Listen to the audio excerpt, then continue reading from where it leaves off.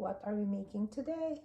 Omelettes, 100 grams of onions, 100 grams of carrots, about 30 grams of mushrooms, and about 100 grams of tomatoes. As you see, I've cut so much vegetables, so perhaps I'll set aside some of this later for me to eat them just as they are. We'll use peppermint,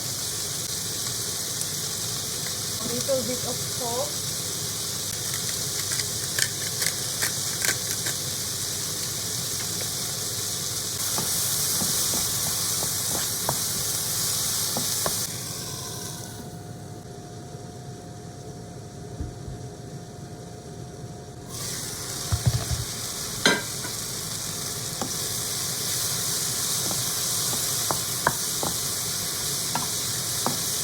Here's an article about onions from the U.S. National Library of Medicine.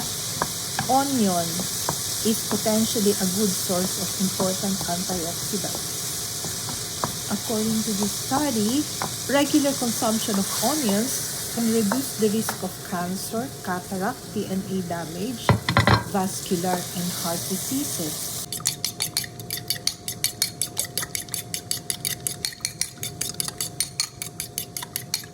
Add oil again. Half of the veggies went into this.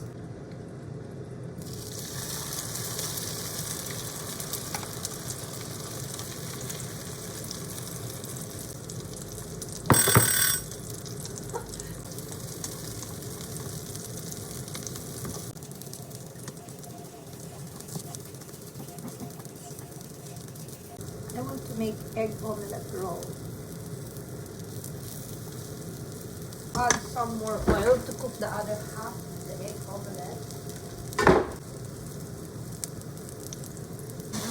Put the other half of the egg omelette. You can turn down the heat to 6, or you can turn the first batch like that. This second batch, try to fold it.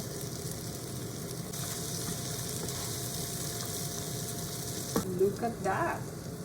Egg omelette. That's my brunch.